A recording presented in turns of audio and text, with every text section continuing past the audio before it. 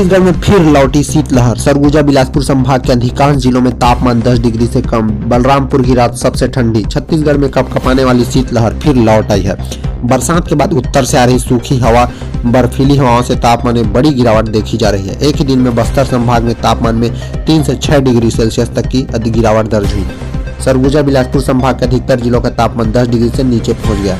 बलरामपुर में न्यूनतम तापमान 5.2 डिग्री सेल्सियस मापा गया है। यह प्रदेश भर में सबसे ठंडा स्थान बना हुआ है। मौसम विज्ञान विभाग के मुताबिक पिछले 2 दिनों में अंबिकापुर का न्यूनतम तापमान 6 से 7 डिग्री सेल्सियस हुआ है। शुक्रवार शनिवार को यहाँ का न्यूनतम तापमान 7 से 7.3 डिग्री सेल्सियस मापा गया था।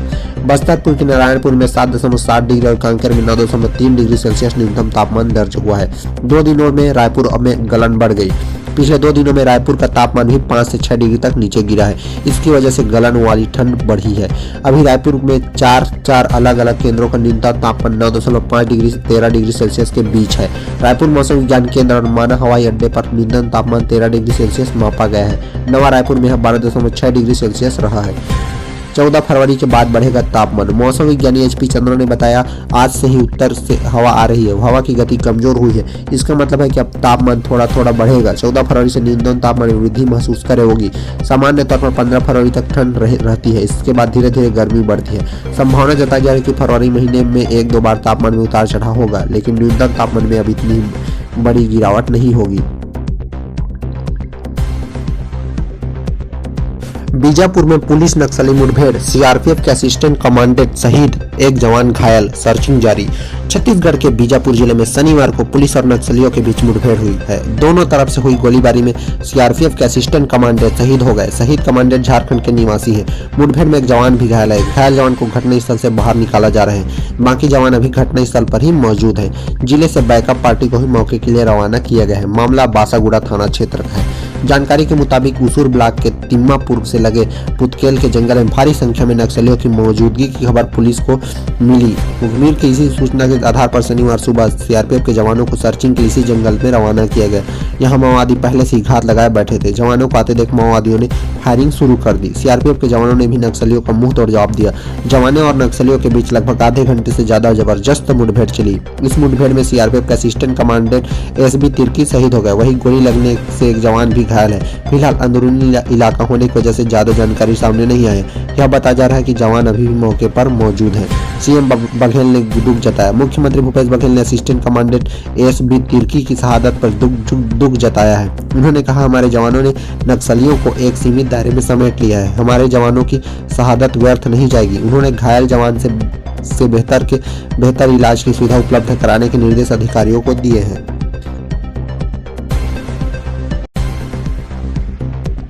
10वीं 12वीं सीजी बोर्ड की परीक्षाएं 2 मार्च से ऑफलाइन होगी। छात्रों को केंद्र में पेपर लिखना होगा। माध्यमिक शिक्षा मंडल ने इस बार 6787 स्कूलों को सेंटर बनाया गया है, जबकि हर साल औसतन 2500 सेंटरों में परीक्षाएं आयोजित होती थी। कोरोना संक्रमण को देखते हुए इस बार सेंटरों की संख्या 5000 से ज्यादा बढ़ा दी गई है। संख्या बढ़ाने के साथ एक महत्वपूर्ण बदलाव ये भी किया गया है कि माध्यमिक शिक्षा मंडल ने इस बार सभी स्कूलों को सेंटर बना दिया है। साथ ही सुविधा दी है कि छात्र जिस स्कूल में पढ़ाई कर रहे हैं वहीं पेपर भी देंगे। गुरुवार को माध्यमिक शिक्षा मंडल से इस बारे में निर्देश जारी कर दिए गए हैं। केंद्र की घोषणा होने के साथ ही इस बात पर अब मुहर लग गई कि बोर्ड एग्जाम ऑफलाइन मोड में होंगे।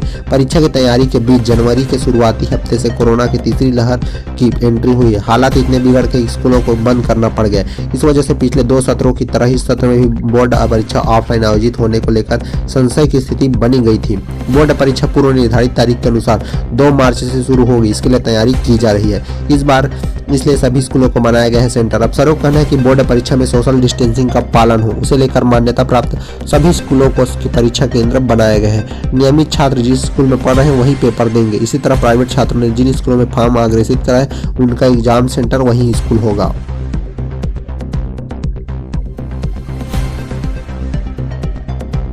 छत्तीसगढ़ के बस्तर में इन दिनों कोरोना पॉजिटिव मरीजों के आंकड़े कम आ रहे हैं, लेकिन मौत का सिलसिला लगातार जारी है। शुक्रवार को देर शाम तक बस्तर में कोरोना से कुल 3 मौतें हुई हैं। एक बुजुर्ग ने मैकाज में दम तोड़ा है। संभाग के कांकेर और बीजापुर में भी एक कोरोना संक्रमित मरीजों की मौत हो गई। सभी मृतकों का कोरोना के नियमों का पालन करते अंतिम संस्कार भी किया गया। जानकारी के मुताबिक बस्तर जिले के बड़े मुरुआ के तोंडापाल में रहने वाले बुजुर्ग ने दम तोड़ दिया।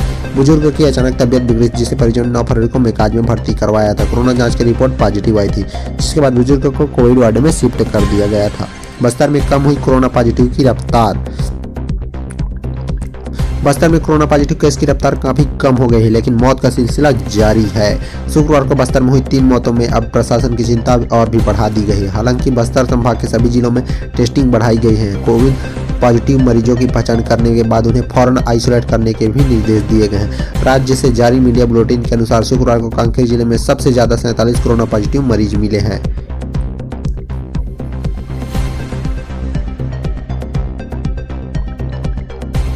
हिजाब विवाद पर सीएम भूपेश बघेल का बड़ा बयान। कहा, कट्टरता से देश को बड़ा नुकसान। सिंधिया के प्रवास पर बोले, यह देखने आए थे कि और क्या बेचा जा रहा है। छत्तीसगढ़ के मुख्यमंत्री भूपेश बघेल ने हिजाब विवाद पर बड़ा बयान दिया है। शनिवार को उन्होंने कहा, विवाद की शुरुआत करने वालों को पता नहीं कि इसका हद से क्या होगा। यह बातें दोनों समुदायों के बीच बैठकर हल कर लेनी चाहिए थी। विवाद से यह राष्ट्रीय समस्या बन गई है। उन्होंने पीसीसी अध्यक्ष मोहन मरकाम की शराबबंदी नहीं करने के बयान का समर्थन किया और केंद्रीय मंत्री ज्योतिरादित्य सिंधिया के दौरे को रेकी करने का प्रयास कहा। बोले कि वो बेचने लायक चीज देखने आए थे।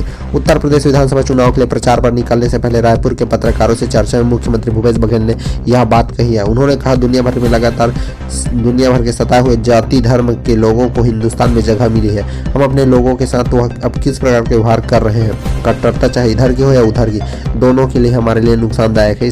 इससे समाज का ही नुकसान होना है। मुख्यमंत्री भूपेश बघेल ने कहा कि यह बहुत संवेदनशील मामला है, पारिवारिक सामाजिक मामला है। इसको बैठकर हल करना चाहिए। हर बात पर आप न्यायालय जाएंगे, इसको राजनीतिक मुद्दे बनाएंगे तो हमारा देश कहाँ जा रहा है, हम किस दिशा में जा रहे हैं। क्या हम इसी तरह लड़ाइयाँ करते रहेंगे। बच्चे हमारे हैं, हमारा भविष्य है, लेकिन ये हमारा प्रतिनिधित्व नहीं करते। जो नेतृत्व करने वाले लोग हैं उनकी जिम्मेदारी है कि ऐसे मामलों का आपस में बैठकर सुलझा लेना चाहिए, न कि उनको हवा देना चाहिए। शराबबंदी के मुद्दे पर मरकाम का समर्थन भी किया। खाद की कमी पर भाजपा को बताया जिम्मेदार। खाद की कमी से जुड़े एक सवाल पर मुख्यमंत्री भूपेश बघेल ने कहा, भाजपा की केंद्र में बैठी सरकार की जिम्मेदारी कि पूरे देश में खाद उपलब्ध कराए। सिंधिया के दौरे को बताया रेकी।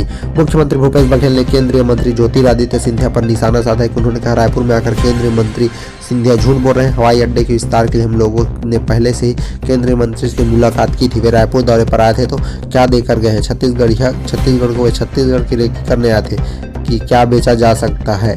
प्रदेश में हवाई सेवा को विस्तार की मांग करने वाले डॉक्टर रमन सिंह के पत्र जुड़े सवाल पर मुख्यमंत्री भूपेश बघेल ने कहा, उनके कार्यकाल में तो एक भी हवाई अड्डा शुरू नहीं हुआ था। हमारे कार्यकाल में जगदलपुर बिलासपुर में शुरुआत हो चुकी है। अंबिकापुर का जो हवाई अड्डा है उसको भी डेवलप कर रहे हैं।